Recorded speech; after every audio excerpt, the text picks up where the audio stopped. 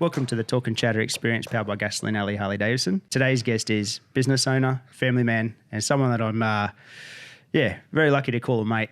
Ferg, welcome, mate.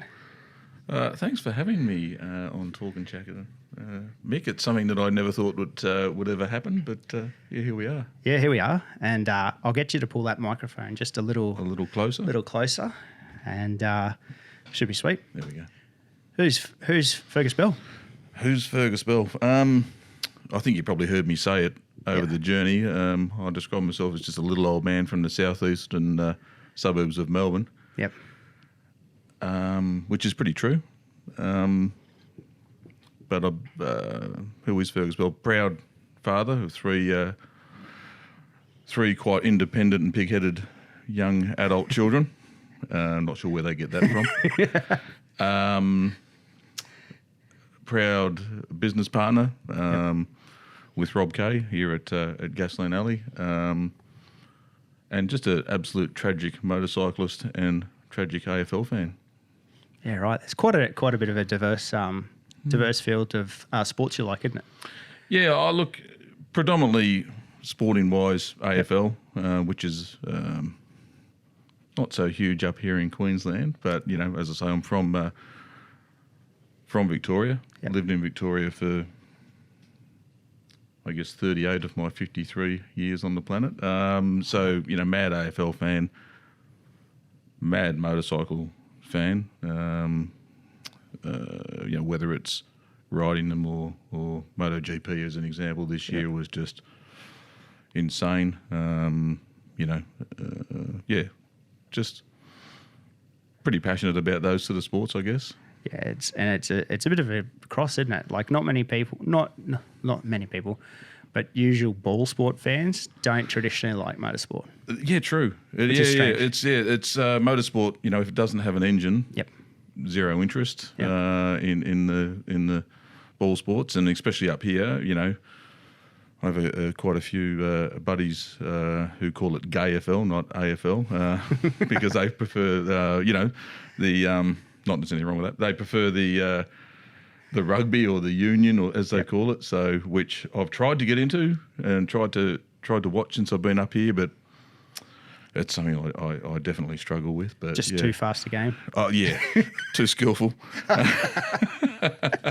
No, look, it's just a totally different game. Yeah. But yeah, I certainly, as I say, tried to get into it, but can't do it. No. So why motorcycles? That's a good question, Mick. Always, since I can remember, as a very, very, very young guy, always wanted a motorbike. Yep.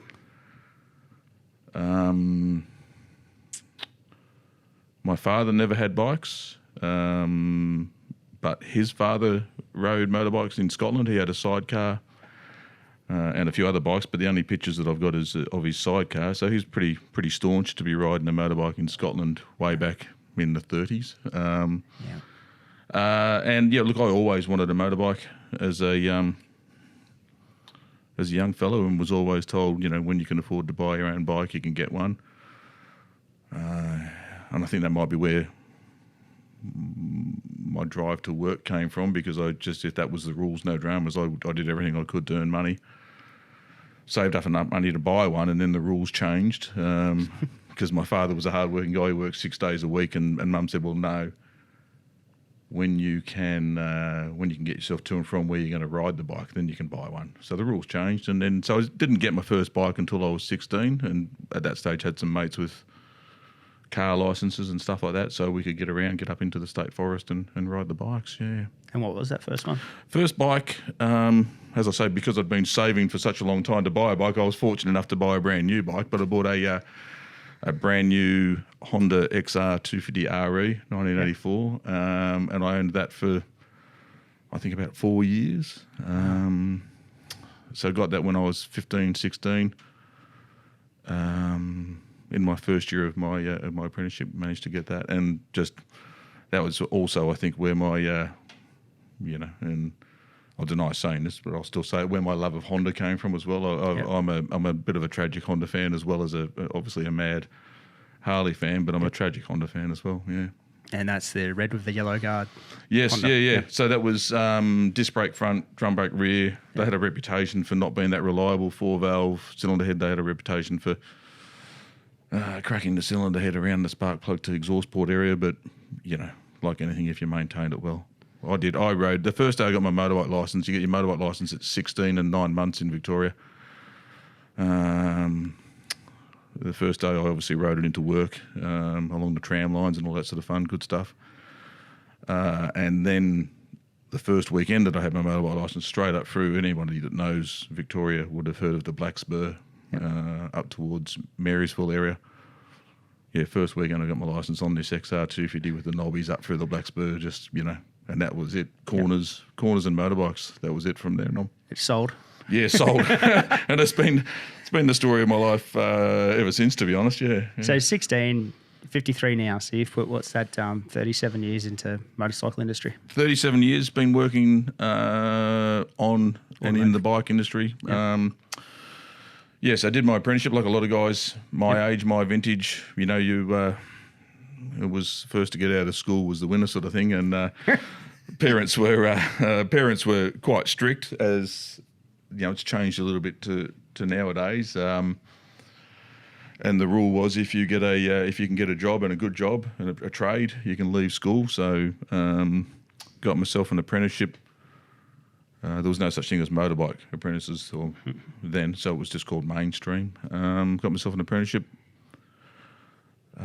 Did my time there working on everything from motorbikes to cars, snowmobiles, generators, trucks. It was a large government workshop that I did my apprenticeship at, where there was about 35 qualified mechanics and an intake of 4 new apprentices every year. So it was before rock health and safety and anti-bullying and all that sort of stuff too. So you can imagine, what we had to put up with there.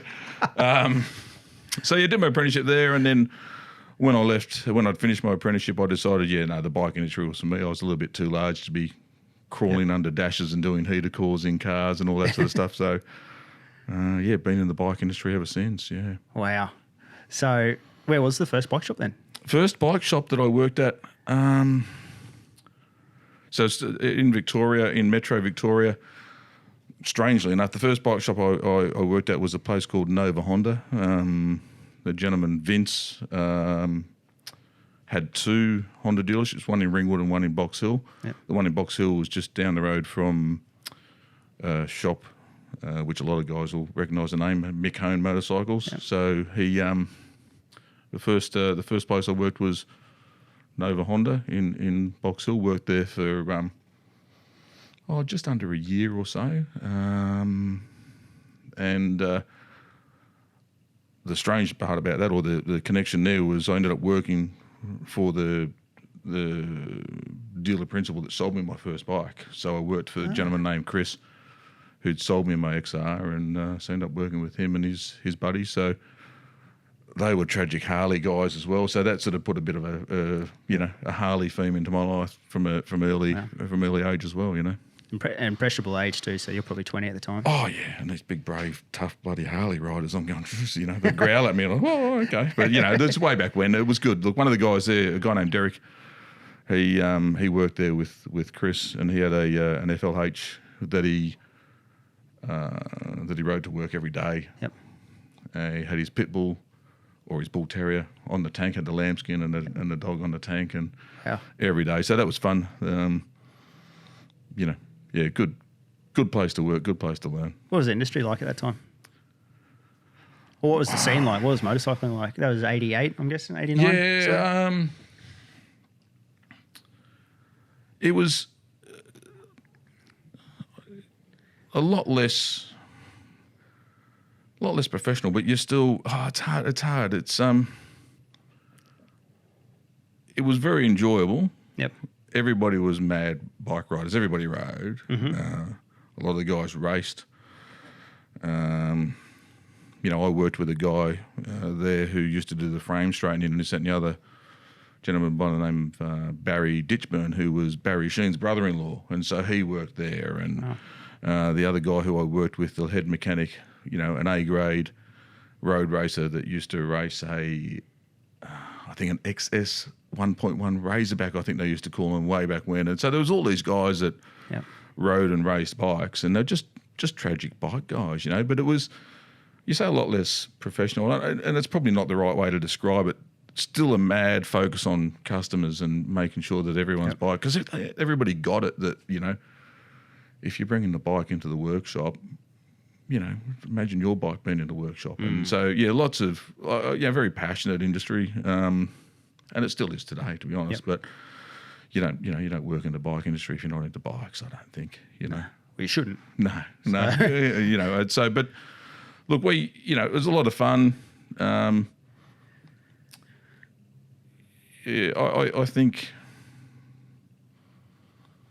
you know, it's obviously changed a lot now. Everybody's Google experts. Before they walk through the door, they know they believe they know the answer to the question that they're going to ask you because they've researched it and stuff like that. So a lot different because, you know, the staff on the floor were genuine, knowledgeable. Yeah. You know, and that was the only sort of source of this knowledge was motorbike magazines or speaking to the people that worked in the game. So it's a lot, you know, different but the same. It's hard to sort of describe, I think. Just gradually evolves and just rolls, doesn't it? Yeah. So when you come home at 16, 9 months with your XR, what'd the family say? I loved it. They were all about it. You know, my father encouraged me to get into motorbikes. Yep. He would buy me way back when. He would buy me Two Wheels magazine. Yep. Although he didn't have bikes, he was a bike tragic as well in Scotland. Speedway, which is quite topical, I guess, with us at the moment. Hill climb was a big thing. I've got lots of black and white photos of him at the hill climb in Scotland and stuff like that, sort of watching that stuff. So he was a tragic bike guy, but just was never in the financial position to get into bikes. He, you know, my mother and father came to Australia for a holiday to visit my mum's friends and decided to stay. So they literally came over from Scotland with their suitcases. Wow. Decided to stay, had the family and stayed in Australia, which I used to thank them on a regular basis for because, you know, I just imagine how grumpy and crossed up I'd be if I was brought up in Scotland and not out here in the sunshine of Australia, you know. So, you know, but yeah, look, it's so they weren't. There wasn't a lot of cash around or anything like that. So he never had bikes, but you know, he's a tragic motorcycle fan. Yeah, and that's do you think it's got more not achievable, but more easier for people to get a motorcycle nowadays? Look, I think so. Yeah, look, I think with, I guess, the amount of bikes that are made nowadays as well. Yeah. Like, you know, the manufacturing has obviously clearly ramped up. Yep. Obviously financing the bikes. Look, I mean, you know, we both know people that from all walks of life, whether they're, you know, CEOs of multinationals or, you know, part-time workers who are riding bikes and getting into it. So yeah, I think it's easier to get into the bikes, but it still takes that. You've got to want it, don't you? You don't, you know, if someone says to me, "Oh, Joe, I've been thinking about getting into bikes." Oh yeah, you know. Yeah. If you've been thinking about it and you really want to do it. But if you're just doing it because your buddies are doing it, it's not the hobby, you know. It can bite you, you know. It's not going out nightclubbing. No, that's just right. because your mates are doing it doesn't mean you should do it. That's right. So, yeah, that's it. But okay, so the XR through apprenticeship and that. What was after that? Yeah, so the XR, my best mate at the time, who I still best mates with now, he had I had the XR and he had a DR 250. So that was before they put a Z on the end of it. It was a DR 250, a little single cam Proper 250, yep. tin tank. And we rode everywhere. You know, we'd ride down to Phillip Island. He had a caravan down there. You know, we'd ride up through the hills, ride to and from work. He worked near me, so. And you ride them on the street all the time? On the street, yep. Yeah. Just, you know, it's what we did. Yeah. My first road bike was an RD 250 LC, which a weapon of a bike. Loved it, absolutely loved it. Wished I could have been able to afford a 350, but yep. You know, had that 250, which was a weapon. He got out of that DRZ, had a Katana, a Bathurst. so a Katana 1000 spoke wheeled version. Had that for a little while. Then he got in a Harley, and so he had the Harley, and I had the RD250 LC, and we were just, you couldn't get any more diverse bikes, but we were just roaring around everywhere together, and having some laughs. And that, I really wanted a Harley at that stage, but that, the RD250, I'd smoke him up through the hills and through the corners and stuff like that, and I'm just going, I reckon I want fast bikes. So I got out of that. The next bike from there was, as a mechanic, you didn't get paid squillions of dollars. Back in those days, you were paid award wages as well. It's not, it was, this is how much the government says I need to pay you, mate. This is what you're going to get paid as a mechanic. You can work overtime to earn more money. Or literally do what I did, which is just buy and sell bikes. So I bought a basket case, CB 900, built that up. Then bought another basket case, CB 1100 off the local Snap-on rep. He had a basket case, CB 1100. And so I had, I reckon, maybe 4 CB 900s or CB 1100s after that, and just road bikes and just, buy and sell. It's a term you don't hear too much anymore, basket case. Yeah. Like, is it really? It's a... What do you mean it's not a modern term, mate? I'm a very modern man. I haven't heard it at the cafes. I'll have an avocado slice in a basket case. In a basket case. So, but next year, what's the name, jar, whatever they call it. But no, it's not, is it? Like to have a basket case. Yeah, I guess. It's probably not a term that we hear a lot. Yeah. It was way back when too, when you used to be able to buy cars or bikes that had been written off, and you could rebuild them and and sell them on, etc., etc. Of course, that doesn't happen now with stat write-offs and all that sort of business and the register and stuff like that. But it was way back when that, and that's just how me and my buddies made ends meet. That's right. You buy and sell bikes and cars as well, and just upgrade. And I mean, that money just went straight back into the usual, another motorbike or another car or more beer. The company oil you're building, the 1100. What's the do you remember what an apprenticeship wage was then? Yeah, so when I started my apprenticeship, it was, I'm pretty confident I'd say I was getting $83 a week, I think, from memory. It's good coin, Yeah. And my oldest son, strangely enough, just went to full-time permanent employment. He was on a casual employment, but he's just been made full-time permanent with the company he's been with. And he told me, his package, and I've just gone, holy hell, I think I was about 37 before I was earning that sort of coin, So, times have changed a little bit. And everyone will tell you, cost of living's gone up and everything like that. But, look, as I say, as an apprentice, as a 16-year-old kid living at home, and a quarter of your wages went to board, so you were... you were down to 60. Lucky I didn't drink or do anything, expensive apart from motorbikes, Because I remember, mine was $4.63 an hour, but late 90s. That was the apprenticeship wage first year. And it was like $4 an hour. So. Yeah. Mate, you'd take any hour of overtime you could get, everything. Wouldn't you? Yep. Absolutely. Saturday mornings, please, can I do it, Parts, build this, whatever, like you said. So how long were you in that shop for after you came there? I was only with Nova Honda for about a year. Yep. My parents had... moved up to rural Victoria, a place called Buxton, which is up near Lake Eildon. Anyone sort of knows that area. On the other side of that Black Spur Road that we spoke about before, Reefton Spur, all that sort of stuff. Good place to visit. Great spot to visit. Yeah.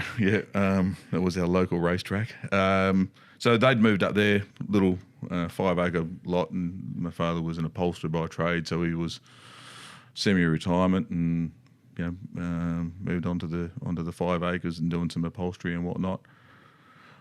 I was living in Melbourne, renting, and thought, this is a mug's game. I'm not getting ahead here. So thought I'd move back with the folks, which is about an hour and a half out of Melbourne, and worked at a rural motorcycle shop in a town called Alexandria. So that bike shop was a Yamaha and Honda dealer. It was also a steel dealer, Briggs and Stratton.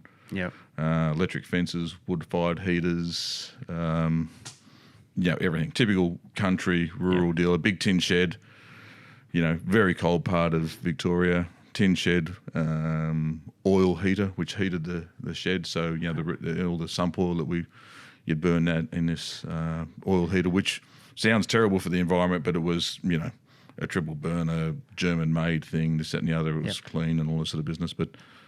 So I spent a couple of years there working on chainsaws and four-wheel motorbikes that were covered in cow and pig crap and, installing wood heaters, you name it, But to be honest, it was the best thing that I did because I learned more about being a mechanic and more about diagnosing there than I had done elsewhere because, as an apprentice in a large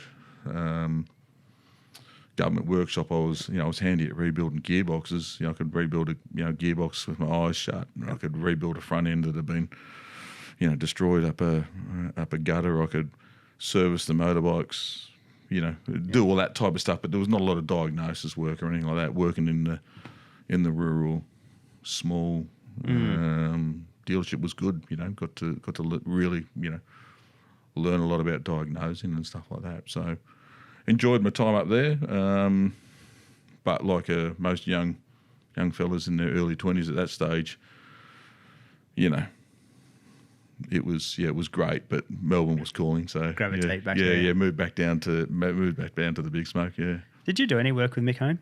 No, Never? No. I used to wander up to his shop. So I mentioned before, my buddy Steve, we were bike tragics, absolute tragics, and is that Steve you talk of currently, like still?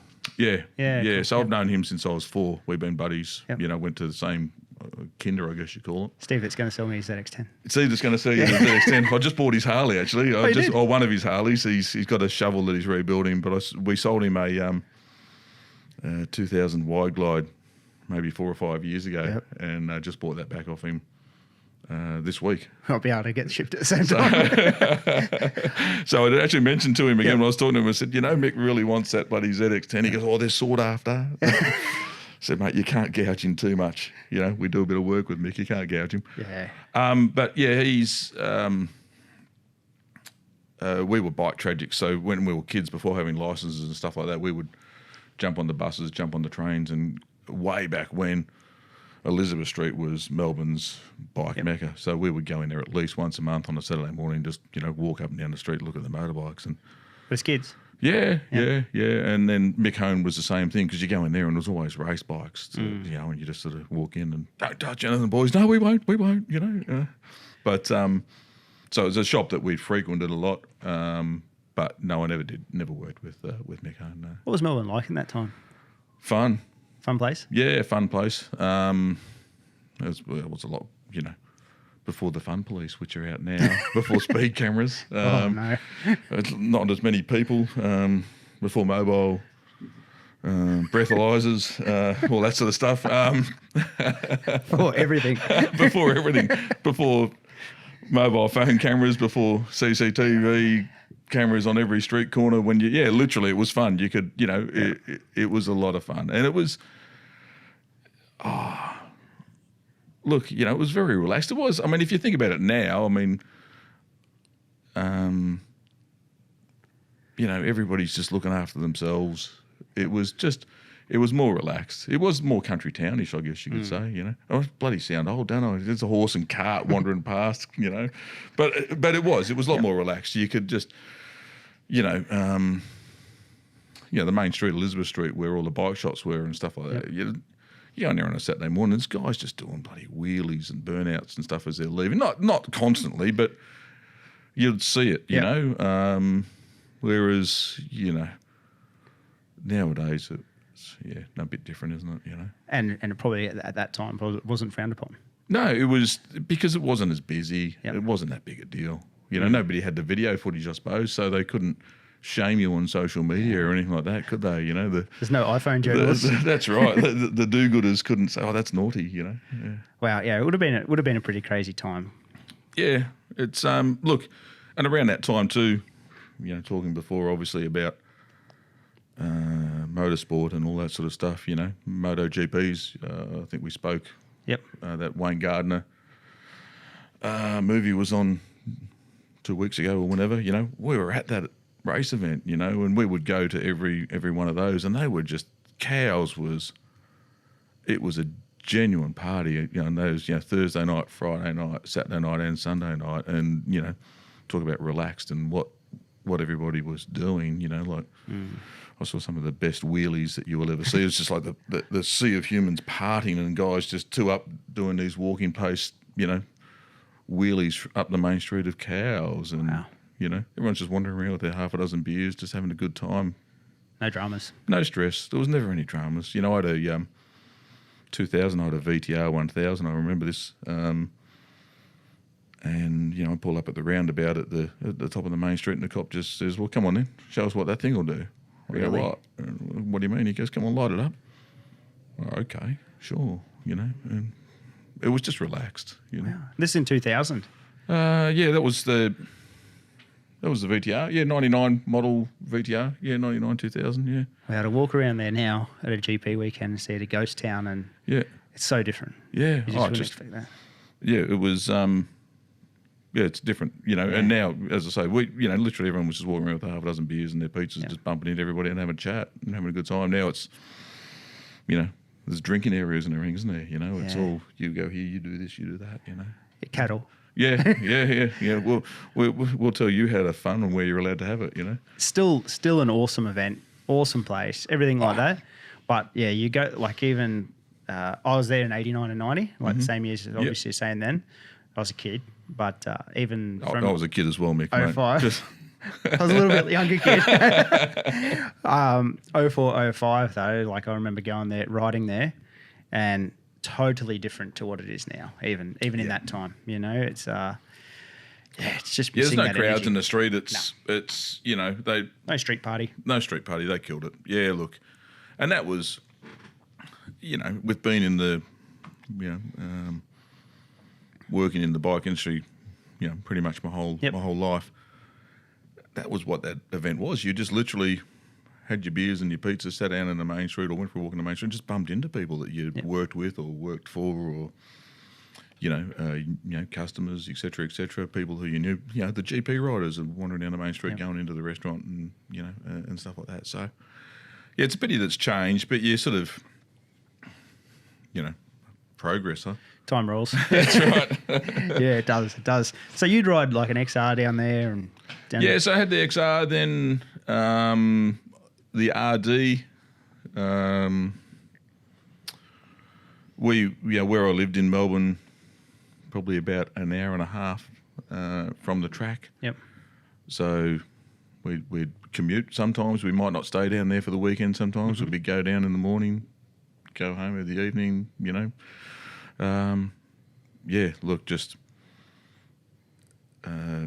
were just tragics. Yeah. Absolute tragics. And I guess at that time too, working in a bike shop, Saturday morning still, you would have had to work Saturday morning. Oh, yeah, maybe not.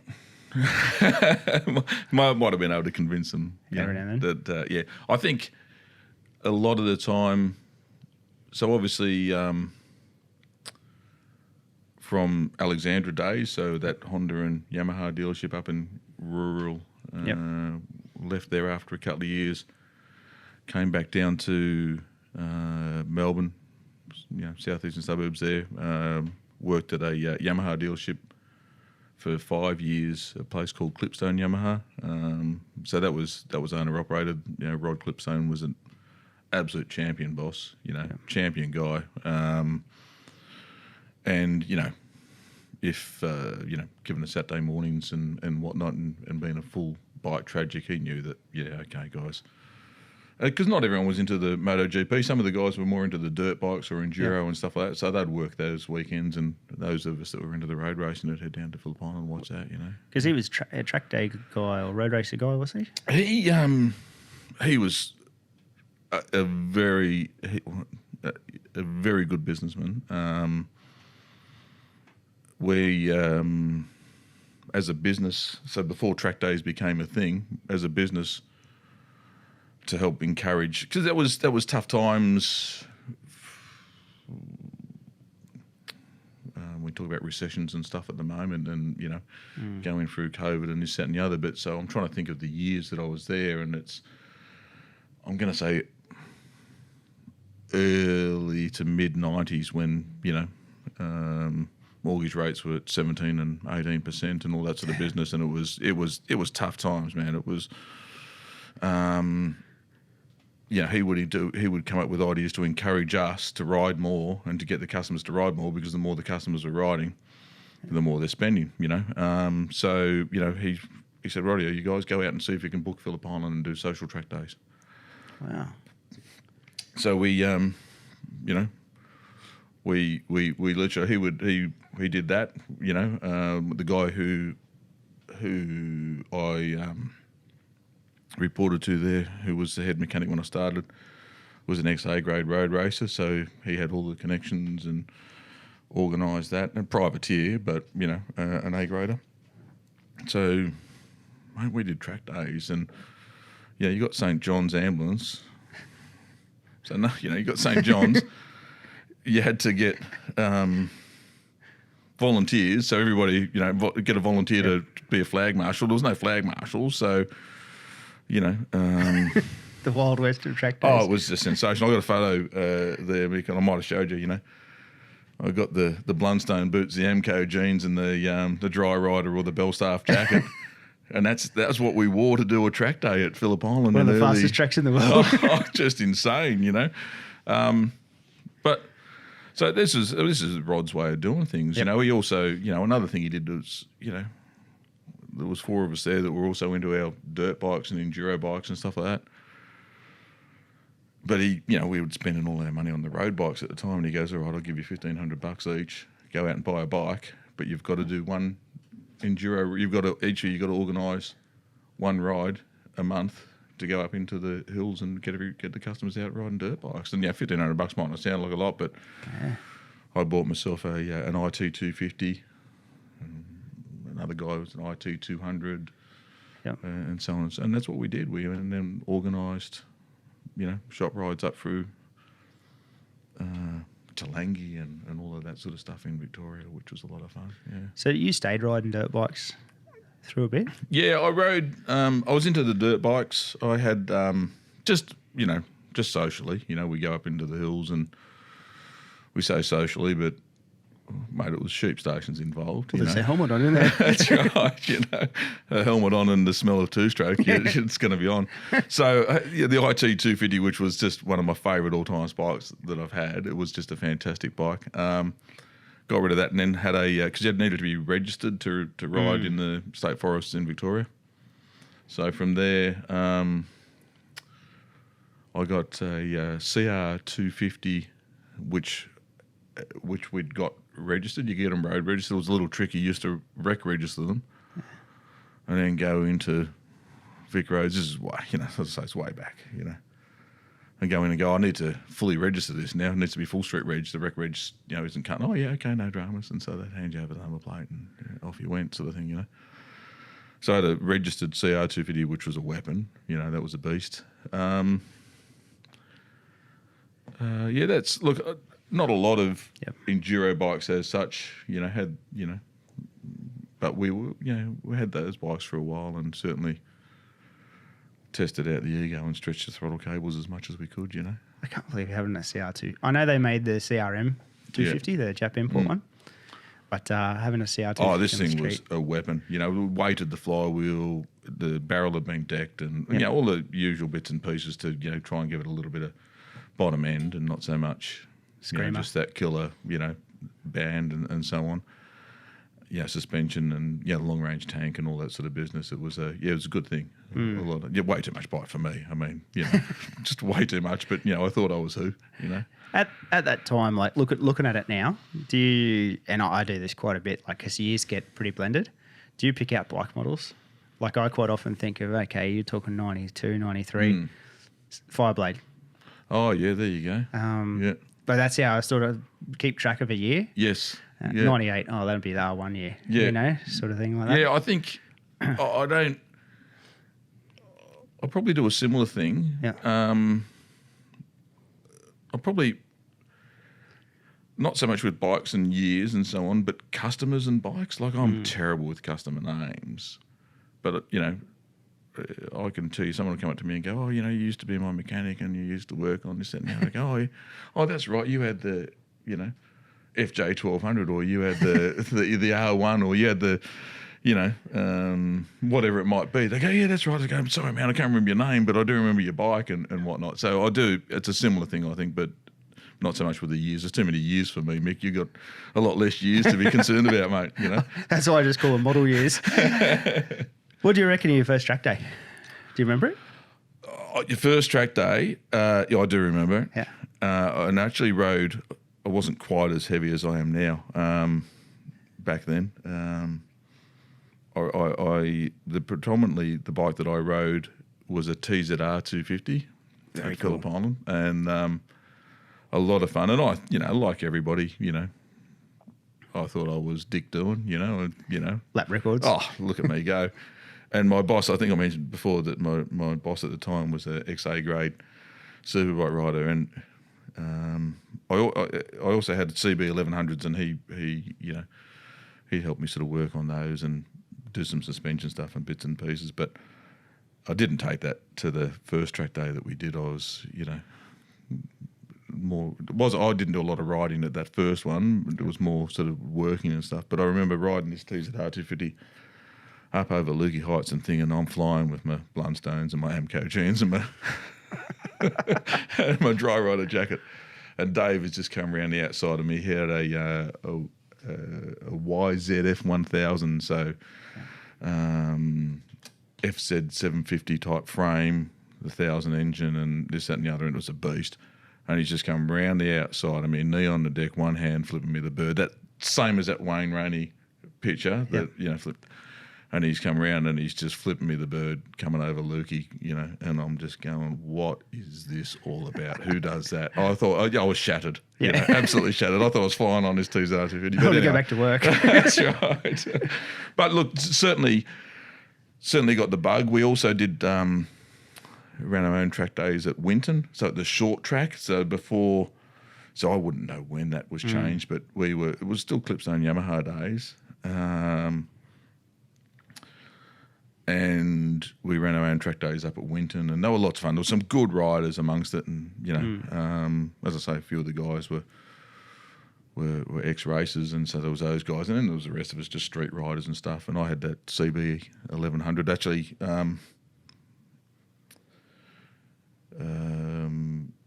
I'd swap bikes with Steve. Steve had a G6R 1100 at the time, and he goes, "Go and swap bikes. I'll ride your CB, and you ride the G6R." I said, "Oh yeah, cool." I don't think I did half a dozen laps on his G6R 1100. I thought, I can't afford to throw this thing away. I'm pulling into the pits. I'm in the pits, and I'm just standing there at pit wall, and someone's pulled up and gone, "Ferg's just crashed." I go, "Well, no, I haven't, mate. I'm here." He goes, "Well, someone's just crashed your bike." So my buddy had crashed my bike, and this is like in the second session in the morning or something like that, and he'd low-sided it, and of course it's hit the dirt, gone up over the other side, and carnage both sides, broke the handlebar. That was the end of the bike for the day. And he comes back in and goes, "Oh, sorry about your bike, mate. Is mine still okay? I'm going to finish the day off." Yeah, mate, you'll be right off you go, It's 2 wheels in the throttle. And look, you can't, this is, we say it now, and you can't get out of shape if you lend anyone your bike. Mate, it can fall over. Don't get out of shape if the thing falls over. You lend it to a buddy and it falls over, because they do have an inherent design flaw. They've got 2 wheels. They're controlled by humans, and humans aren't that fucking bright. No. They'll fall over, so... Yeah, no use losing a friendship over a motorcycle. No, not at all. And look, as I say, I'd pulled in on his bike because I just thought, I'm starting to go a little fast on this, and I can't afford to throw it away, And he could obviously afford to throw away the Honda, and he did. Yeah. They're a good thing, the G6R back then, eh? Oh, yeah, nice. They were like the top. Yeah. Oh, great bike. Yeah, great bike. And look, I mean, the money you get for those things now, all of those bikes. It's the same as everybody. Everyone says the same thing, doesn't it? I wish I'd never sold this or I sold that or whatnot. But it was a lot of fun. Good product. Yeah. Was your CB 1100, not 1100R? No. It was an F. Yeah, no, I wasn't in that league. I was a mechanic. Of course, yeah. So we're the dealer pencil then. But no, they are worth a fortune now. Great bikes. And look, The workshop at that time at Clipstone Yamaha, you know, as I say, with Dave, who was the workshop manager there, and his knowledge of, you know, building race bikes and stuff. Yep. You know, we were doing Wiseco big bore kits. We were building, you know, G6R 711s. You know, we were putting the 1100 engines into the 750s. We had, you know, customers that we were throwing. We had a customer that had 2 of the YZF 750 SPs, and they were flat slide, this, that, and the other, and they were their street bikes. This couple, and they had 2 of them, and we couldn't, you know, tune them properly for the street, and this, that, and the other. And he goes, "I'll just put the 1000 engine in, and that should get, you know, that'll help me out at the bottom end." And you know, we're throwing 1000 engines into these, you know, 750s. It was a lot of fun at that place. You know, we, you know, learning a lot, but messing around with some, you know, back in the day performance bikes. Yeah. Did you ever ride one of those SP 750s? Yeah. They were one of my favourite things to ride. Great bikes. Handle like a dream. Great bikes. You sit in them. No, just as well. You're like, yeah, absolutely, and you know, the suspension and the brakes at the time, 6-piston calipers, beautiful and bike. You know, just you know, I can remember at the time, you know, when they were released, it was, you know, pretty special. Like another good bike that was released around that time was that TRX 850. Oh, yeah, parallel twin. Yep. Great bike as well. Really good to ride. Great bike. Yeah, good track bike. You know, like needed a suspension work, but because they're pretty well priced too. Yes, weren't they? A good value for money. Yeah. So those YZF 750s used to have a mad head rush. Yeah, they used to be, and then all of a sudden just hit, and like, you know, bikes nowadays don't sort of have that. It's just this beautiful linear power. Yes, yeah. Like bikes then sort of thing hit 7,000. Yeah, and bang, it's on. It's just an awesome feeling. Yeah. So no, lots of fun. Good time to be around it. You know, like the technology that was coming through, and you know what, you know, the performance, the handling. I think the handling was the thing that, you know, you went from, as I say, the bikes that I grew up riding, which had, you know, licorice frames and plastic tyres, and you know, to the bikes that, you know, started to come through with that, you know, the handling, the tyres and the frames and stuff like that. It's where we are now. Oh, aren't they really? Now is spectacular. Yeah, but it was that first evolution. 17-inch rims. That's right. Radial tyres. Yeah. Brakes. The brakes that actually brakes. that worked for longer than 3 laps. Yeah, actual brakes. Yeah. My CB 1100, I used to say that ABS, you do 2 laps and there's no way known you'll get the thing to lock up. You know, you have to just keep changing your gears, back it in. So this would have got you a fair way through the 90s. Yeah, so I think you're right. Yeah, that was 90s. And look, not a lot's changed really. It's you know, I say to the kids now, I still don't know what I want to do when I grow up, so I'll just continue to hang around this motorbike shop until I figure out where I want to go in life. You know, but 90s. So end of 90s, I then ended up.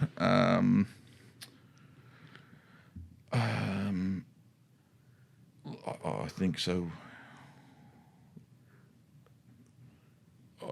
I ended up sort of late 90s going to work for Honda Australia, MPE. Yep.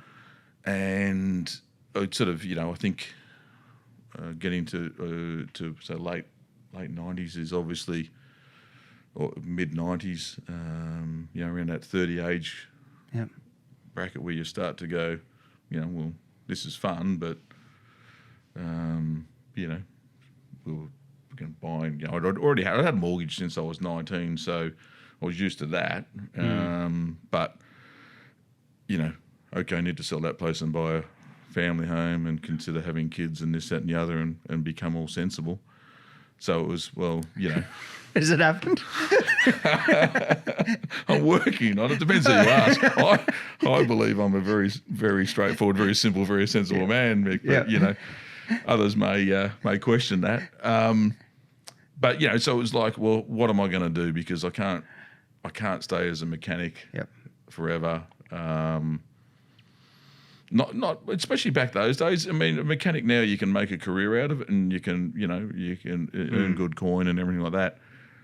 But back then, mate, it was, you know, it was a slog. As I say, we were buying and selling bikes and cars, and it wasn't hard. I mean, we're buying and selling, we're getting ahead, and you know, had the ski boats and always had the motorbikes, always had the toys, but it wasn't just from your 9 to 5 job that you got that stuff, you know.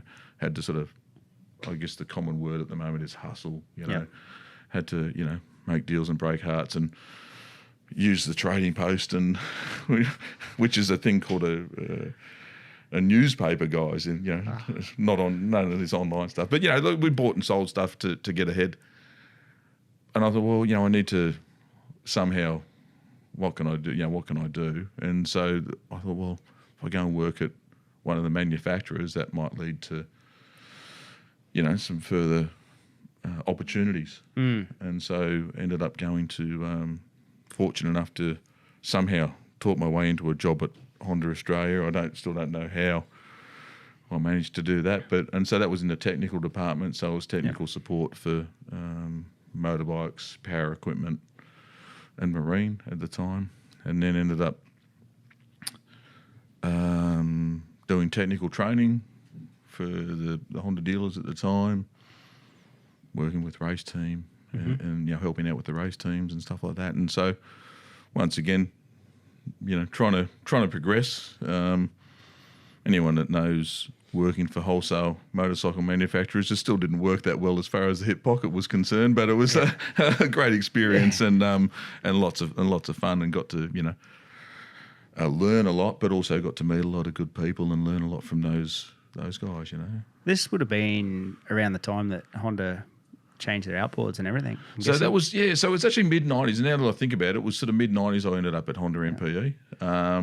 So the 4-stroke outboard would have been coming through? That's exactly right. That was the time, the 4-stroke outboard. They also had the 4-stroke power equipment engine for the lawnmowers. They had the 4-stroke brush cutter engine, which was 360. You could turn it around 360. And what do you mean? Well, you could literally, it didn't have a sump, so it was a 4-stroke because, you know, 2-stroke was on the way out. So you could spin the whole... So the whole engine could spin and operate at any angle. It didn't have to stay in a certain position for a sump or anything like that. So it had a little... I could talk you through the whole details of it, mate. I thought you were technical, not the sales pitch. Hours of entertainment. I like that stuff, actually. But so there was a lot of advancement and stuff like that, you know, in their 4-stroke technology and stuff. So, yeah, that would have been, as I say, that probably... mid-90s, because I was at Honda MPE for about 5 years. I left there around 2000 or so. So, yeah, so I would have been mid-90s, I guess not quite the 30 range, but getting close to 30 and becoming all sensible about life and thinking about a future and stuff, you know. Wow. So who was the leader of Honda at that time? Was it Stuart Strickland? Yep. Yeah. Stuart Strickland was the managing director. Really good guy. Yeah, you know, sort of... and then I worked for a gentleman who was in the charge of the service department, guy named Greg Snart, and he was a great guy too. He's genuine individual, but there was lots of knowledge there. Lots of, you know, I worked with the technical training. There was a guy named Paul Gibson who was a really switched on, you know, guy with all the technical stuff. Andrew Johnson, AJ, he was there. He was running the junior race team and all that sort of stuff at the time. So, always good fun to catch up with him at the time and hear his stories of madness and riding motorcycles. And he was a bit of a character as well, eh? Oh, absolute champion. You know? Yeah, absolute champion. And, you know, loose, but really great guy. Race Bathurst on a motorcycle. Mate, hard to goal, you know. But yeah, it was at that era when, you could be a bit loose. Yeah. What was it like going to a manufacturer? You come from another side of the fence to that side. Did it feel like a good move at the start, or was it strange? Oh no, it was terrible. I had to wear a tie. Did you? Oh yeah, God. You had to wear. Yeah, I mean, I'd come from Clipstone Yamaha, mate, a Yamaha dealership out in Ringwood, where, you know, stubby shorts, blue singlets, and let's get amongst it, to having to go to a manufacturer where literally, you had to wear a tie. Another good mate of mine, Bundy, I had to ring him and go, mate, you got to come over. He goes, what's wrong? I said, well, I got a new job. He said, oh, yeah, what's going on? I said, I'm working at Honda. Yeah, yeah. What's the deal? I said, well, I don't know how to do a tie, mate.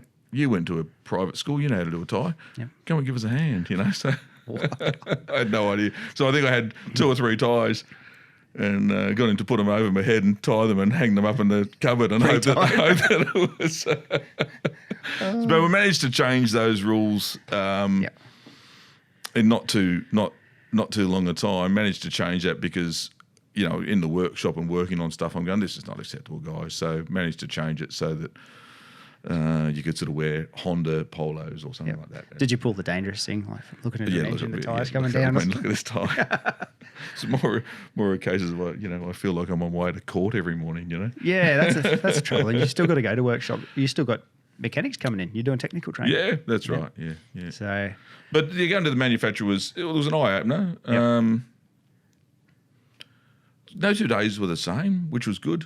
Right. You know, you could, because we were technical assistants, you know, if there was customer complaints or warranty issues or no 2 days were the same, so it was good. And then Honda decided to bring the road race and the motocross teams back in house to Campbellfield because they'd been run externally, and so they decided to bring them back in house, and so then that, you know, that changed the job as well. That meant that we were doing road race and motocross support, not working for the teams as such, but, you know, supporting them, you know, helping them when they were doing test days or, you know, helping them do the maintenance on the bikes and then travelling with them to the race events and working with them at the race events and stuff like that. So that was a massive eye-opener, and that was a lot of fun too, yeah. For road, you would have just missed the RC45? Yeah, missed that. So, were they still Winfield Hondas? No, it was Mobile. Yeah, right. Mobile Honda, red and white. God, you've got me going. Because they had the Mobile Supercross team too in the late 90s. Yeah. So it was Mobile Honda, red, white, and blue. I think they were. So CB 900s. There was a really unusual time because it was like the guess we had the silly rule.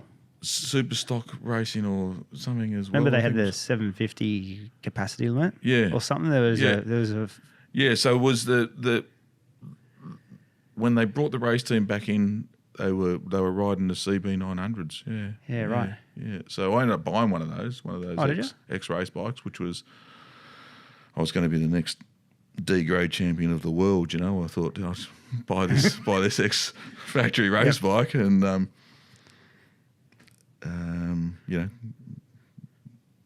got lots of spare parts with it because it was the last year of that model as well. So managed to secure lots of the parts and everything like that as well. And I thought, oh yeah, look, you know, don't worry about these track days anymore. I won't just do track days. I'll go and take on the world and be the next, you know, as I say, D grade champion. It didn't eventuate.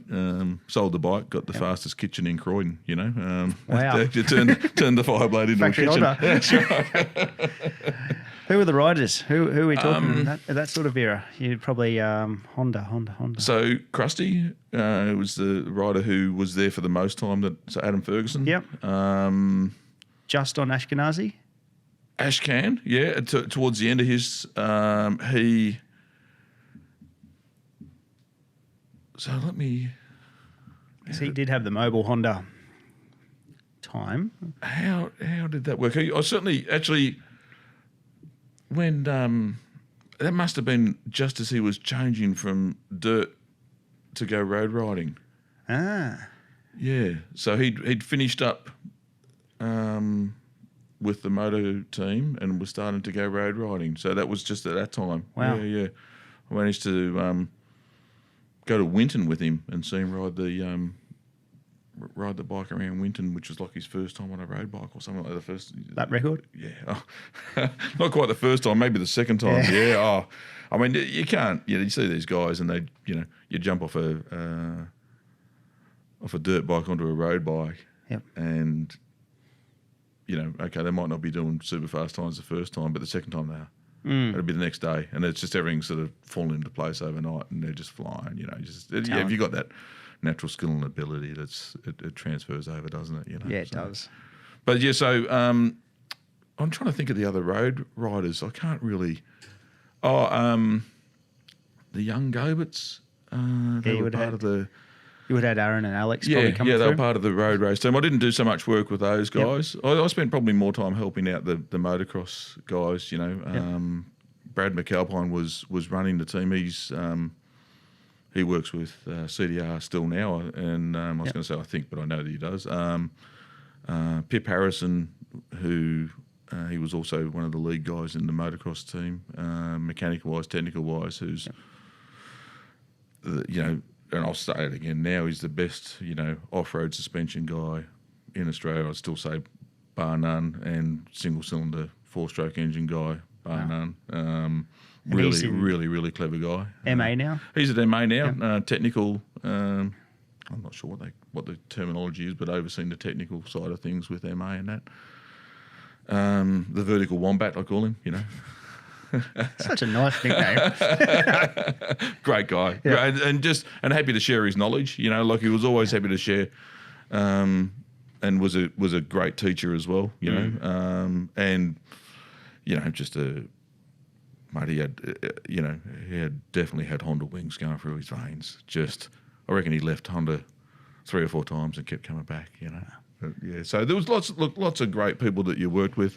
Riders with the motocross was Troy Doran was a rider, Michael Byrne in those days, Cam Taylor, who else did we? Shane Metcalf. So some, you know, like I was in awe, man. You see these guys, you know, like all bullshit aside, you know, I was in absolute awe. You know, I didn't know anything about motocross, and they brought the motocross team back in and said, "Oh, can you help out?" Yeah, no dramas. And you're going on the road with these guys, and you're just going, "Hang on a second, what is this all about?" You know, super talented riders, and that was, I think, right at the time when the professionalism was coming into the sport too. I mean, these guys were, you know, watching every ounce of fat that they were putting into their body and all this sort of stuff, and you know, we're hanging out at the end of the day drinking beers and eating steaks and stuff like that. But and just getting into it. So it was a lot of fun, a lot of good times, a lot of hard work, a lot of weekends and stuff like that. But yeah, no, good fun, and just learning. Once again, just learning, getting to be around, you know, the elite, not just technicians, but you know, the riders. Just learning, good fun. And we've got a beautiful jacket in here. We've got 99. So that must be closing out the Honda time. Yeah, so that would have been towards the end of my time with Honda, Donations Brazil. Donations Brazil, yeah. So had the... and this is the thing, you know, to get off track a little bit, but I've been very fortunate to, you know, hang out in the bike industry. You know, I say hang out, you know, hang out in the bike industry and meet people, but get opportunities to travel. You know, I got the opportunity to travel to the 99 Motocross Donations and swing spanners for these guys, you know, because we had 2 Honda riders in the team. And,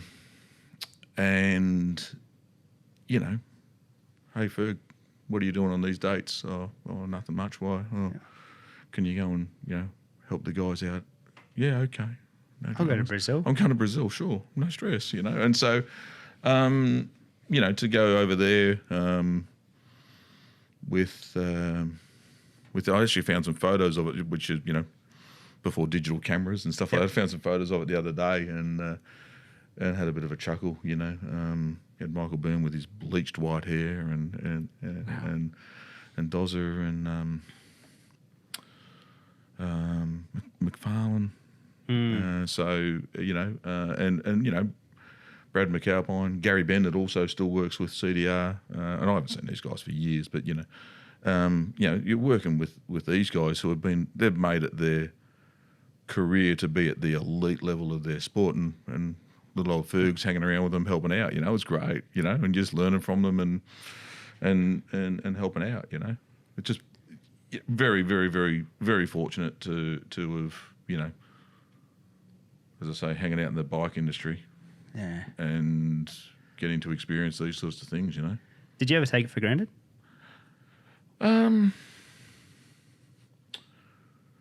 I guess you do, but because it's work, you know, like you're working and you're doing your ring. I mean, my last year at Honda, I'd done something like 35 weekends work, including my Monday to Friday job. So, you know, you were working, supporting, you know, going on, you know, working with the motocross guys, working with the road race guys, traveling around doing technical training, you know, to get there. So, you know, you think it's work and you think you're doing more than your fair share. But when you stand back and then think about it afterwards, you go, what a great experience to have been able to be in a position to do that. So I guess in one side of things, you might take some of it for granted. You might be, oh, bloody hell, you know, I've got to go and do this, I've got to go and do that. Oh, you know, I've got to drive to, you know, the race truck to Adelaide or Brisbane or whatever we've got to do, you know. And at the time, sometimes, yeah, you would, because it's work. I mean, you have a lot of fun in the bike industry. You probably heard me say this, you know, working in the bike industry, you have a lot of fun, as you should. Yep. But it's still work. You don't get up in the morning and, you know, say goodbye to your better half. Whistling. Go, hey, I'm off to fun now. I'm still off to work, you know, I'm off to work. So, but when you can, you know, have the pleasure of meeting the people like that and learning from these people, and, hey, it's work, but it's good fun, you know.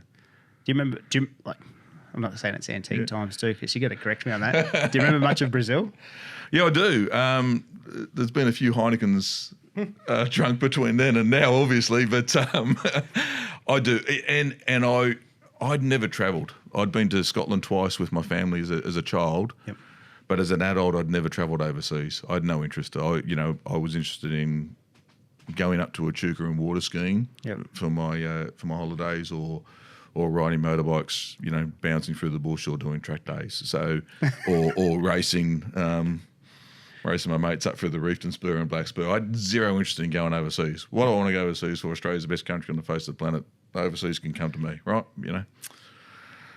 And then went to Brazil, and it was just, what is this? There was something like 36 hours travel to get there. It was cattle class. It was, but it was an adventure. It was great. And remember, you know, in the car with the guys driving, and they go, you driver like you stole it. It's a hire car. And I'm sitting in the back going, what are you clowns doing? You know, they're jumping this thing over. Oh, seriously. Is this the mechanics? Yeah, no, this is the riders. No, they'll deny it. It wasn't. It was nobody. I don't know who it was. But just the whole, you know, the experience of Brazil from, you know, 6-lane highway, immaculately kept, grass manicured to within an inch of its life, with shopping centres on the bridges over the highway, to the slums a kilometre further down the road, and the cardboard houses under the bridges in the city, and, you know, getting to Sao Paulo and getting to where the track was, which was, I think, was out at like a Honda. It might have been it was part of a Honda testing ground. I can't really remember, but it had something to do with the Honda factory where the track and everything was. And so it's really industrial Brazil. And staying in this motel, and, you know, I wandered down.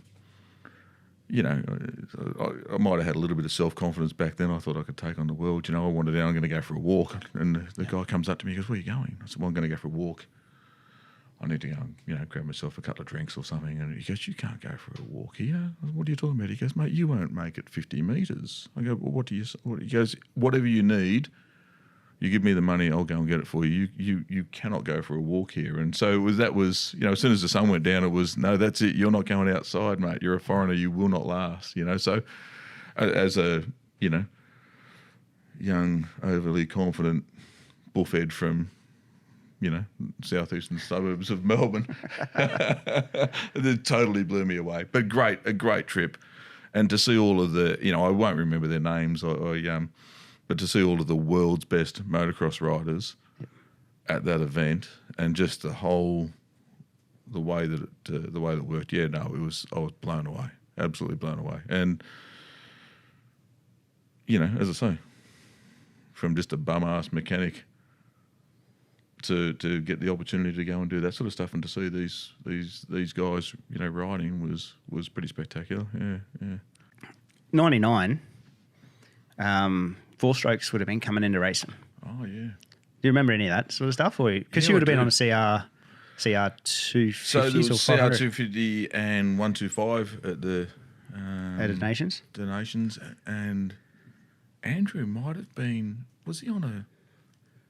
I can't think. I'd need to find the photos. I can't think what he was riding on the Yamaha. But you're right. Yeah, it was around the time of the four strokes Starting to come through, eh? coming through. Yamaha had the 400.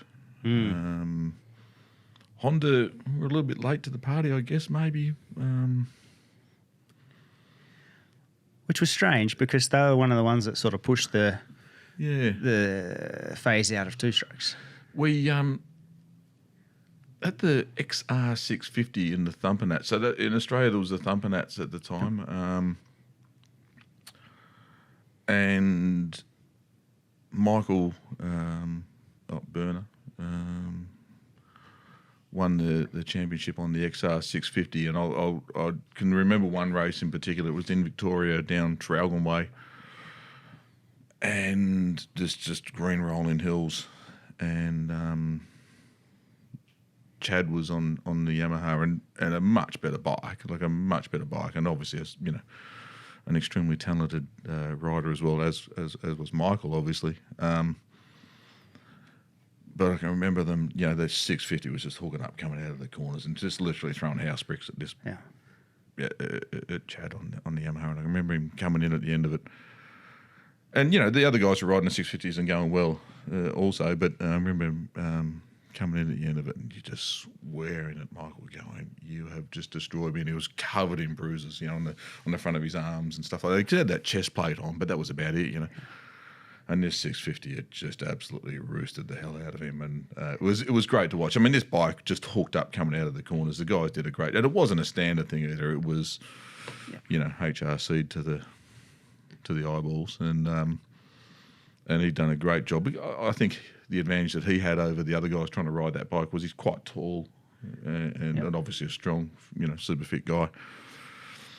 But very impressive to see that, yeah. Because he's one of the ones at that time that was just a real trainer too, hey? Oh, yeah, insane. Dedicated. I remember him saying, I think from memory, he lived up at Toowoomba,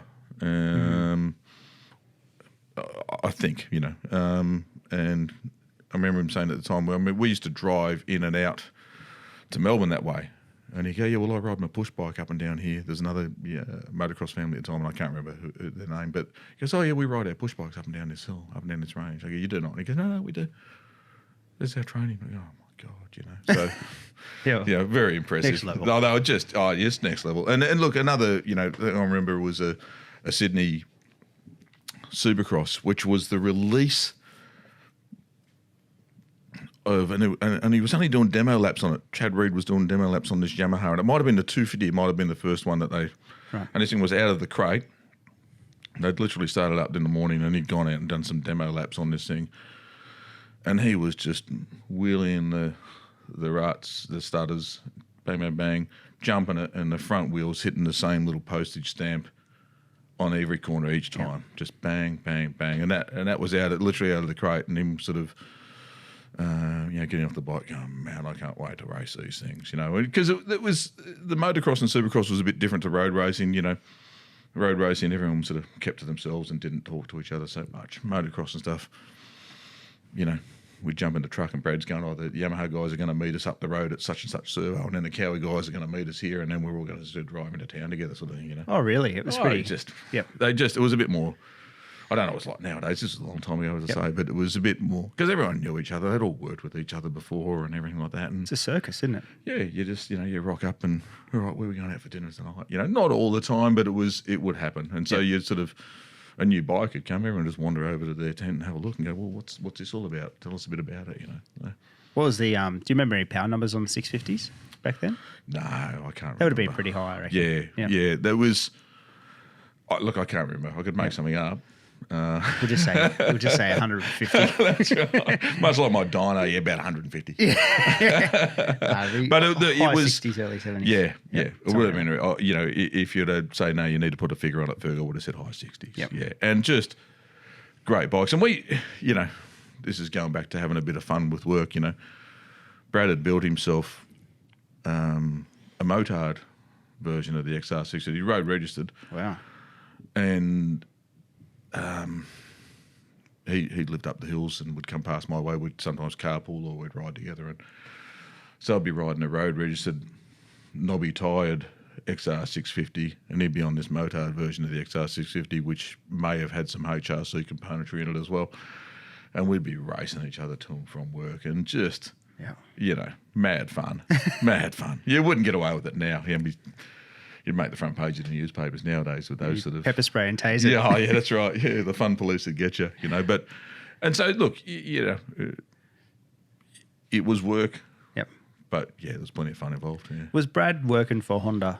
Yeah, so he worked for Honda. He worked with I think Gary Ben ran the moto team beforehand. And then when they brought it in-house, I think Gary came along, but he'd lived a million miles away and it wasn't so much for him. And then Brad stayed on to run the team with Pippi running the team with him as well, I think. And I think the same thing happened with the road racing. I think the Wolfendens were running the road race team. Yep. And then Honda decided I'm not sure what the rationale was behind it, bring it in-house, control it more, et cetera, et cetera. But I definitely, there was a lot of talk around that time as well of, should there still be a race team? Should there still be a race team? But Honda were just, no, there will always be a race team, which I always admired. This is our history. This is what we do. The race bikes. And, and always admired it and loved their motto of, to finish first you must finish. There's no point tuning something to a fucking standstill. Yep. Let's go. If we don't finish the race, well, we're never going to win. So and so, really, really, really admire that side of it, That's probably something you've carried with you too, isn't it? Oh, absolutely. Absolutely. Yeah. My dyno is a bit of a beast, There's no point tuning it to a standstill. You can ride that thing on the road, you can ride it around the racetrack, you can ride it on the dirt, you can do whatever, because it's been built to cope with that, To finish first you must finish. Yeah, absolutely. Good manufacturer, hey? Oh, like really? Yeah, good manufacturer. And look, I just last year sold my I don't own it. Oh no, I do own a Honda at the moment. I own a Honda Grom, which I don't laugh at me. I enjoy riding it. It suits me. So it's my riding ability anyway, or lack thereof. Sure. But so I still own a Honda, I guess, But last year just sold my I had a Repsol Fireblade, which I'd kept down in Melbourne to do track days with, but I found I wasn't riding. I'd just been riding the Harleys on the track instead at the moment. So yeah. Where'd you go after Honda? Like that must have been a big thing to leave there. Yeah, so at Honda, as I said, so my last year at Honda, I'd done around about 35 weekends. But at that time also my oldest son was born. Yep. So Jacob was born in 2000. Yeah. So I can remember because I was watching the Olympics on TV as Kelly was giving birth. But which were you focused on? Oh, look, the swimming. That's great. So we're talking. You should watch this. What are you doing over there? September 2000. That's right. Yeah, September 2000 he was born. So that much travel, young family. Yeah. I never wanted to get into the sales side of things and to make any money in the bike industry, and particularly in the wholesale side of it, to get paid a higher wage. You needed to get into the sales side of things. And I've always said I'm not a salesman. It's just not my thing. I can't do it. I shouldn't say I can't do it. I don't enjoy it. I can do it, but it's not. I'm not naturally a salesperson. So I got talking to Peter Stevens. Strangely enough, Peter Stevens Ringwood. I ended up becoming a service manager. Left Honda, became a service manager at Peter Stevens Ringwood, which at the time I think had 4 or 5 brands: Harley, Triumph, Suzuki. Can't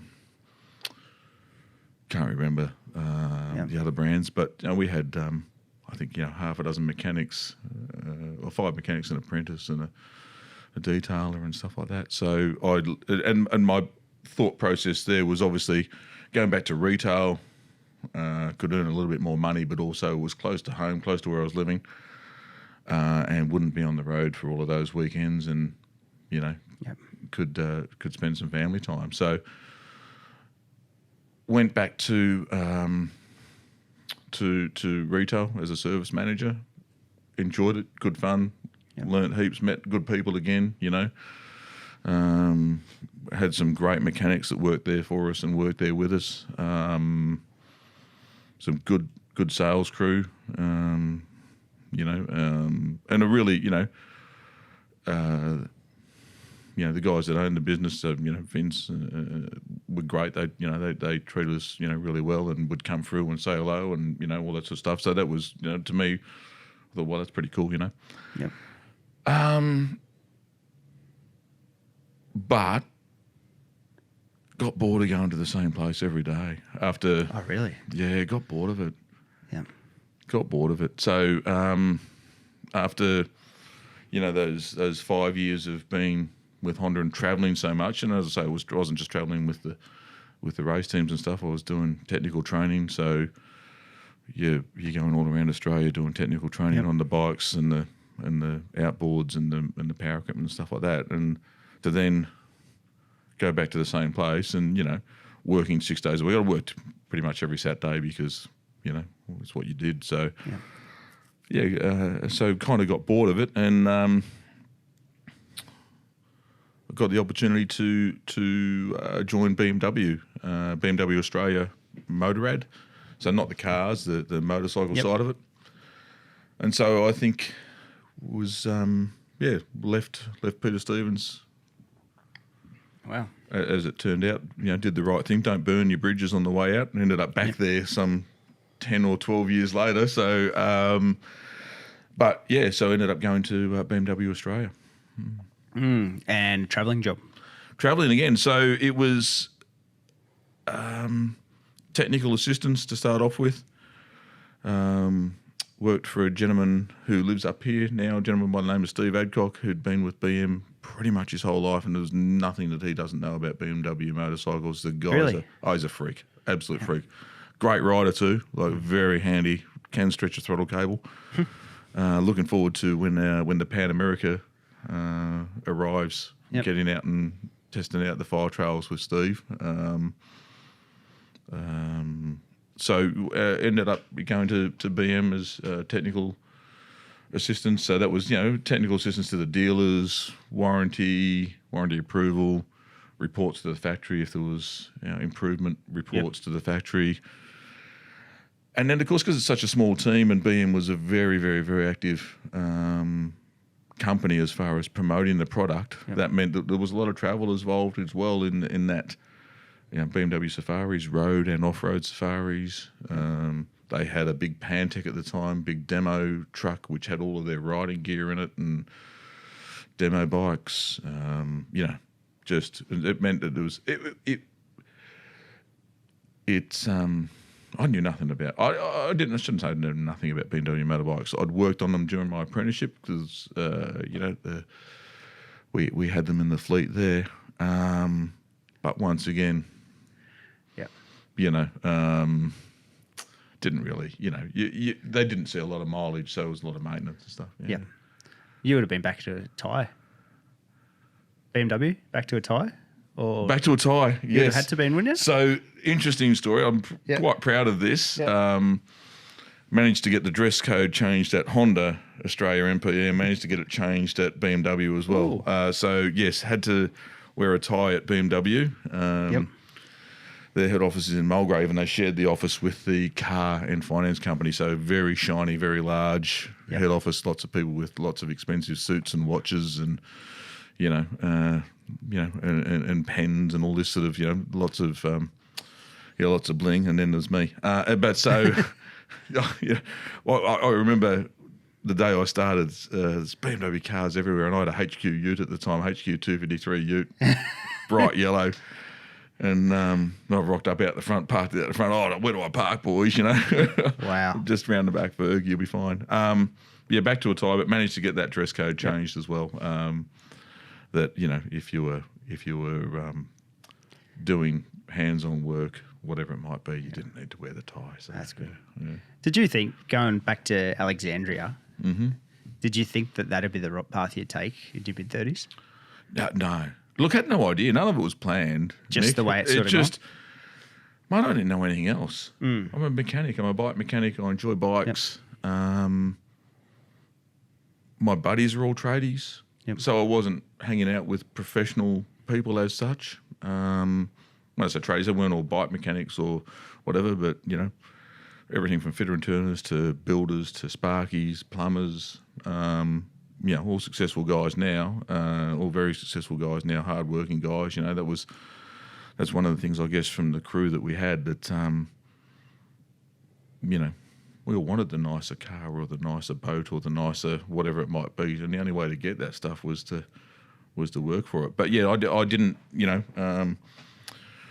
None of my buddies were guys that had gone through uni and studied to become professional people. So I had no idea where I was going to go. I mean, I'd looked at other sort of fields, but. Didn't know. Because rocking into that office, they would have been unis or it would have been a bit of a portion of everything, wouldn't there? Absolutely. At that time? There's a lot of, as you say, especially, obviously in the bike side of things as well, the bosses in the bike side of things are, educated guys and very smart guys, because as you have to be running that sort of business. The boss of Motorrad at the time was a German. He was an expat. Yep. They used to bring the expats over to oversee it. Did they switch it up? Like, I know some brands do. They'll have country manager, and then they'll have a local, and then they switch it up. Honda did that. BM didn't. Yeah, Honda did that. Honda had a Japanese couple of director, years. and then also had Stuart was a long-standing managing director, but there was different Japanese guys would come in. The bike side of things at Motorrad, not so much, but it was used as a bit of a stepping stone, I guess, for people to progress their career. They might have been a national sales manager in Germany, as an example, and then go and run a country. So run a small country like Australia, and then So there was, it was interesting. Look, it really was. I mean, I remember the interview. So going to Mulgrave, and I walked in and went, holy hell, I don't fit in here. There's literally glass and chrome everywhere. Yeah. There's a fountain. You can hear in the foyer, you can hear the water and the fountain, all this stuff. I'm looking around, there's people in, $1,000 suits and multi-$1,000 suits and stuff everywhere, and nice shiny shoes. And then there's this buffhead, me, standing at reception going, I'm here to have a job interview, With a HQ ute. In a HQ ute. And dirt under my fingernails. Yeah. And I remember Steve, who was a national technical manager, who was interviewing me with a lady from HR, And so the interview room was just in behind reception, or one of the meeting rooms. And so we're sitting in there talking, and as tonight has proven, one of my favourite subjects to talk about is myself. So we were in there for quite some time chatting, and Steve goes, I'll just bring in Harold, who was the Motorrad boss at the time. I'll just bring in Harold. He'd like to meet you. I was like, okay, great,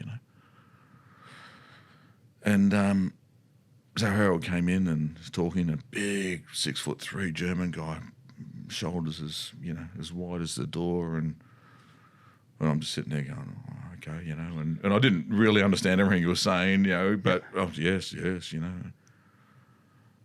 And then the HR lady says, look, I'm just going to bring in the boss of HR to have a chat. Now, this is an entry-level position, right? This is, very entry-level, junior position.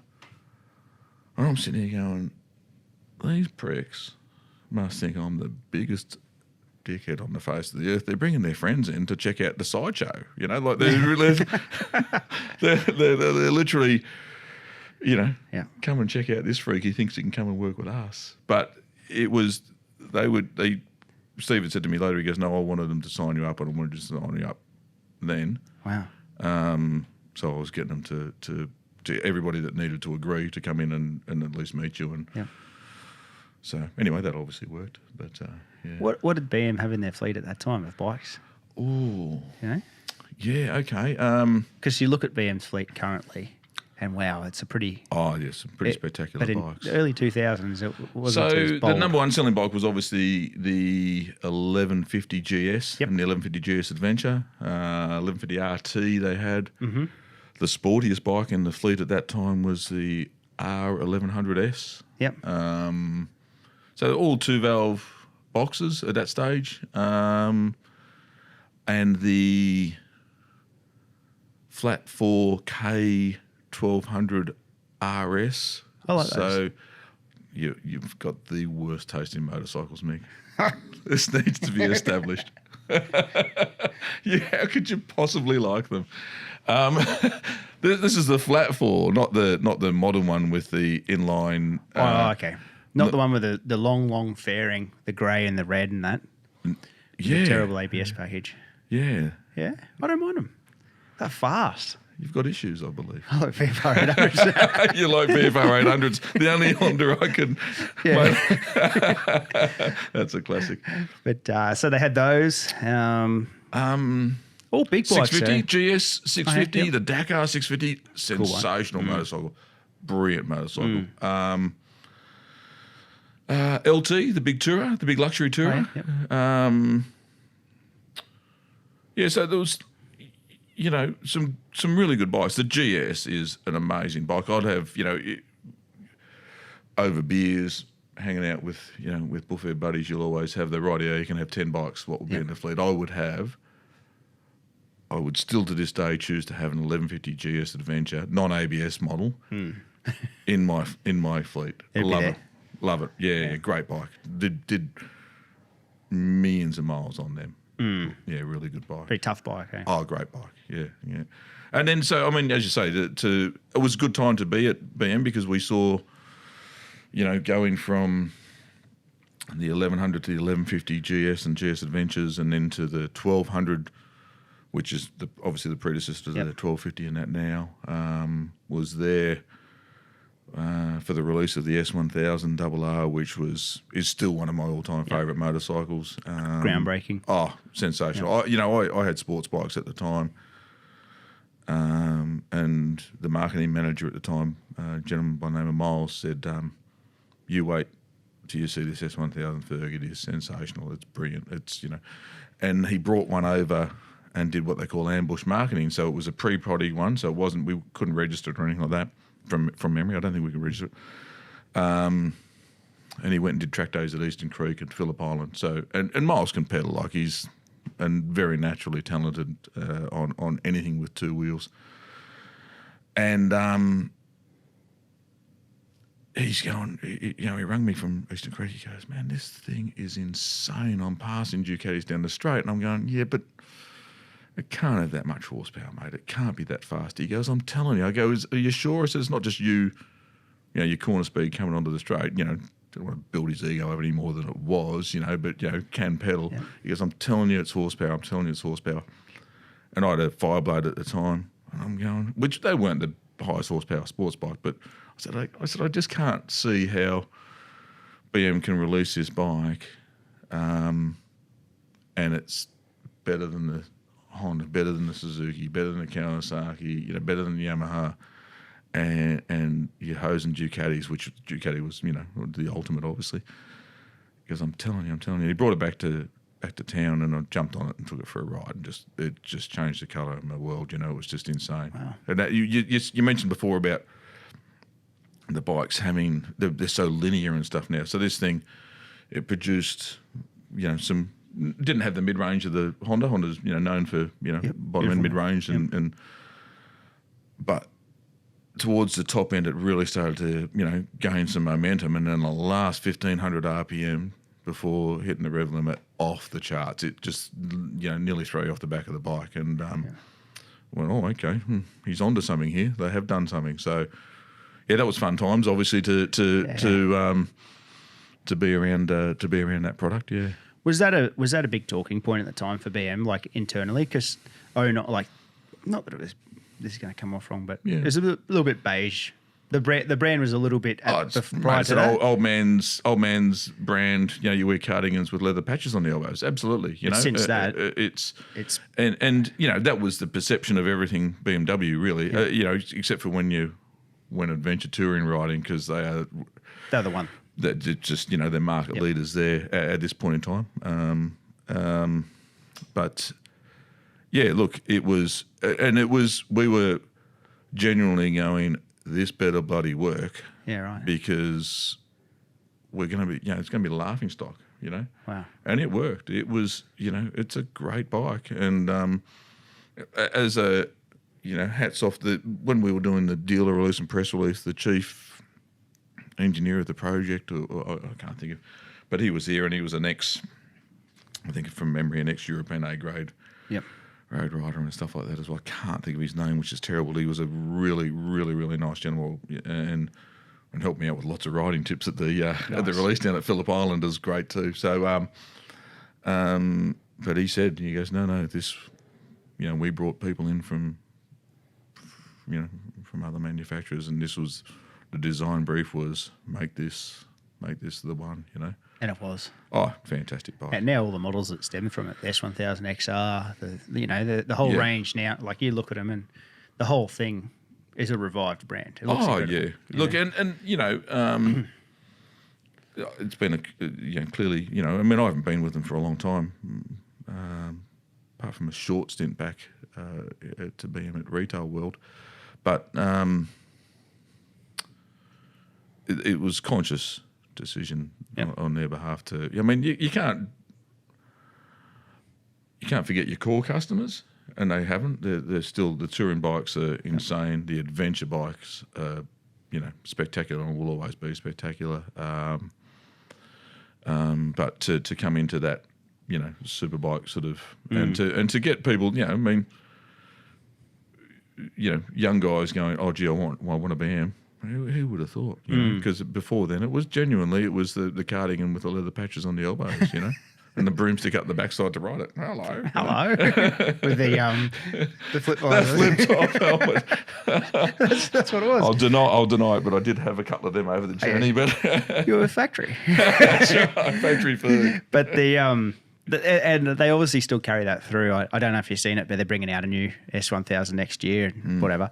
I've been watching a few reviews lately, and they still have their tech rider / technical engineer / A-grade rider that does their launch videos. Yes, talks about it technically, and it's like, that's cool. Yeah. You want to be able to see that. You want to see where it got developed from and stuff. I think it's cool. Oh, look, it's I have seen it. It's the M1000. That's the one.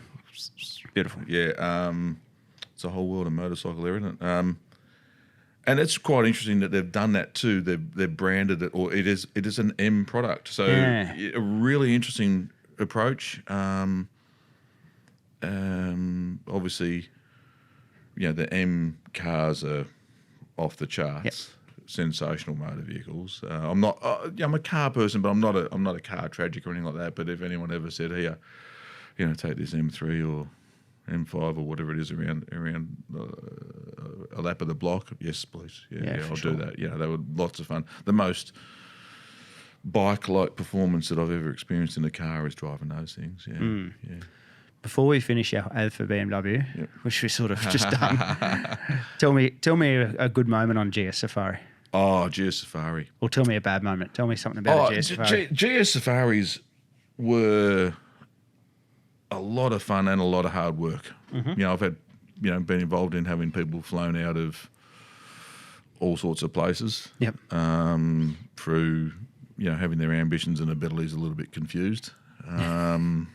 Yeah, thanks, which Casey. happens. Yeah, that's right. Yeah, one of my all-time favourite lines. But great fun, and probably the highlight was Cape York. Really? GS Safari, I think from memory, 113 participants. I think, I might have the numbers a little bit wrong. On the big bikes? On everything from 650s to HP2 Enduros to I rode an 1150 Adventure up there. The fact that they were able to coordinate that, the guys that were running the Safari at the time, and the guys that are running it now still do, from all accounts, do a great job too, but the guys that were able to coordinate that at the time, and just the camaraderie. I mean, you've got all walks of life there. You've got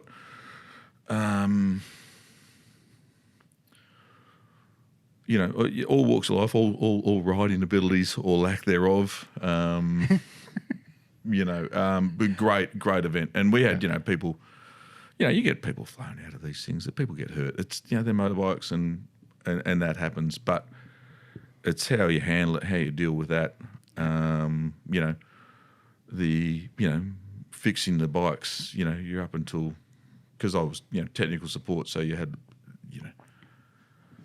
boxes and boxes of spares. You had to guess every possible spare that might be needed on these events. And so you had boxes of spares. And BM supported these events spectacularly, and boxes of spares. And then you get people that had come in and crashed and, this, that and the other. And you're up till all hours fixing their bikes. And it's just good fun, though. It's good camaraderie. And, I found some photos the other day as well of that Cape York trip, which, there's, a photo of, I'm not sure if it was all the staff that were on that event, but we've got a photo of us standing there holding the flag at the, at the northernmost point of Australia and stuff like that. So, the safaris were great from that to, riding around Tassie and being the coldest I've ever been on a motorbike. What, colder when we went to Toowoomba? Oh, mate, Toowoomba had nothing. Nothing on this. We were soaked to the bone. We'd spent, conservatively 14 or 15 hours on the bikes because it was that wet and that damp that people were falling off bikes everywhere. Wow. And so we were having to go back. And the guy who was driving the support vehicle, people were leaving their bikes but not leaving the keys. And there's no way known he would have been able to push the bike up onto the trailer himself. But it was... some great experiences to, I've been very fortunate, as I said before, I've been very fortunate to have been able to ride bikes, meet people, the people that come on these safaris, from the different journos to the different, Jeff Ballard was doing safaris with us, and I remember one night asking him, I was struggling in the sand and asking him some tips and this and he goes, let me think about it. I've never really thought about it. I'll just do it, and he thought about it and he goes, try this, Ferg. And you go, great, how good's that? I mean, you've got world's best guys that are just out there bumping shoulders with you. The bikes, as we said at the start, if you're into it, and all sorts of people from all walks of life are, they're happy to share their knowledge with you, It's good fun. How long have you been there as at BM? Just under 10 years. Yeah, right. Yeah. Long time. Yeah, long time. So I was saying before that, I never thought I'd get into sales. And it was at BM was the time that I realised, well, technical is only going to get me so far. I was fortunate enough. I ended up, becoming the technical manager for Australia at BM and whatnot. And then an opportunity came up to become a regional manager, a district manager, they call them. Different manufacturers call them different things. Mm-hmm. So I changed from technical to become an area sales manager, I guess you would call it, which I've, copped a fair amount of flack for because I was quite vocal about salesmen wouldn't know, all you do is wander around, speak shit and play golf, Was this a people-facing job? No. Yeah. It was actually. But it's not technical sales as in you're not selling direct retail, but working with the dealer principals, working with the business owners, working with the sales teams and all that sort of stuff, having to pretend to be professional, which is I must have managed to pull off. But I sort of, after about 7 or 8 years, I think, at BM in the technical side of things, I switched over to become a district manager, which was more fun than I thought it was going to be. Yeah. more difficult than I thought it was going to be, because I just genuinely thought the salespeople wandered around, spoke rubbish, and went out for lunch and played golf. That's and that's probably, correct me if I'm wrong, but that's a pretty common occurrence from workshop to front of house, isn't it? Oh, very much. No matter where you are. Very much. Yep. Yeah. Like, what does that person do? Yep. We're out here. We're the hub. Yeah. We're the hard workers. Yeah. But and it is, no matter if you're in cars, earth moving equipment, whatever, that is a pretty common thing. Absolutely. I think. And because, let's be totally honest, I'll probably, who are we going to get offside? Might alienate a few people here, but most of them are wankers. Right. So I deny saying that. But,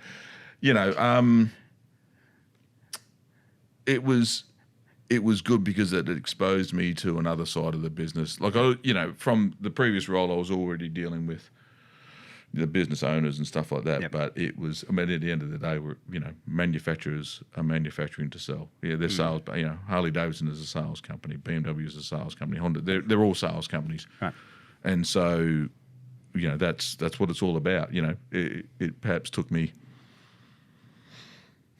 38 or 40 years to realise that, to get a future out of it, you needed to get involved in the sales side of things, I suppose. But once again, that meant that you're talking to the owners of the business and stuff like that about their forward planning and where they're taking their business and what as a manufacturer you could do to help them, and et cetera, what the expectations were from a manufacturer of them, and some pretty interesting conversations,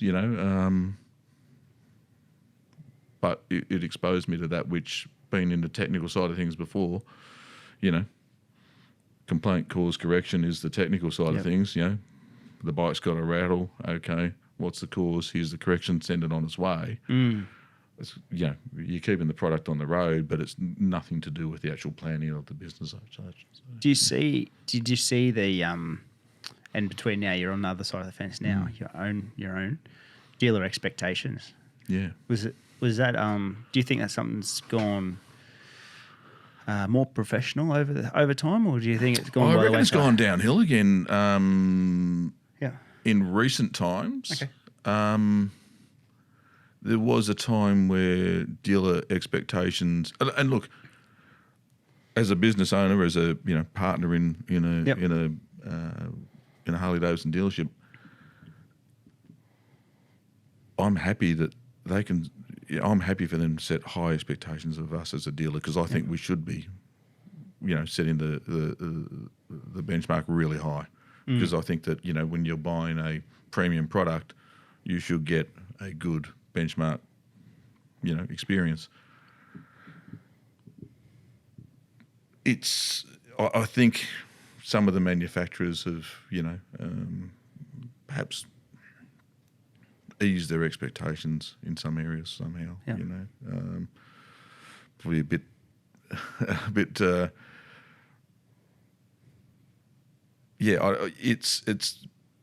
I've got my opinions on how and why. But at the end of the day, we spoke earlier about motorcycle industry, 90s. Yeah. And most of the dealerships at that point in time were owned by enthusiasts, by mad motorcycle tragics. People that go riding on. Case in point, myself and Rob Kay, where, Grant, who we bought the business from, mad motorcyclist. The guy jumps on his bike every year, rides from Canada to wherever in America the dealer show is, and Rob's built some of the the coolest touring Harleys around the place, and I'm just a tragic, ride every day. So you both ride still every day. We ride, and so that used to be the bike industry. It's less and less so now. Does that mean it's got more professional? Some people may argue that it has. Some people may say that it hasn't. But it's perhaps also necessary, because the cost of doing business has gone through the roof as well, and profits are tighter. Yep. So it's that balancing act. Because costs have escalated significantly from that time back then to now. Wow. Yeah, very much. I mean, and customer expectation is higher. Customer education? education. Most guys, and yeah, we're talking about BMW customers before, but you know, mate. So, you know. We're going to offend someone. Probably a lot of people. Yeah. Very, very well researched. They would ask you a question that they already knew the answer to, just to see whether you knew the answer. Really? Yeah. Yeah. Yeah. You know, and you know, come in and say, how much does that bike weigh? And you know, my standard response is, what are you going to try and bench press it? What does it matter? You know. Sort of cuts it pretty short. Which might be a fair indication as to why I was never in retail sales, but it's it could lead to a very interesting conversation about the expectations of the manufacturers now. They're high and they should be high. I think perhaps they were higher 5 or 10 years ago. Yep. Should they be that high at the moment?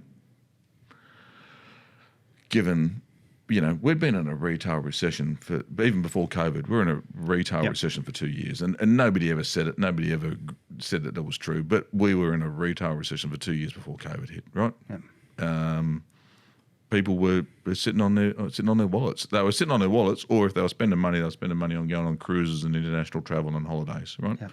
They weren't buying, you know, leisure product. They weren't buying the ski boats and the motorcycles and the jet skis, and you know, in the numbers that they were previously, you know.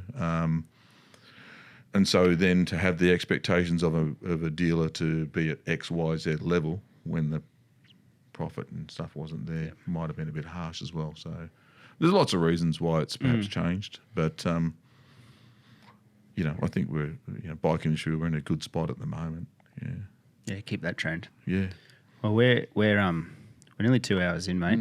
So this is going to be a two-parter. Because bloody hell, 2 hours. You haven't even talked about your own a Harley dealership. Yeah, how about that? You haven't even talked about your first Harley yet. How about that? I mean, I flat out said you'll never get me on your podcast, right?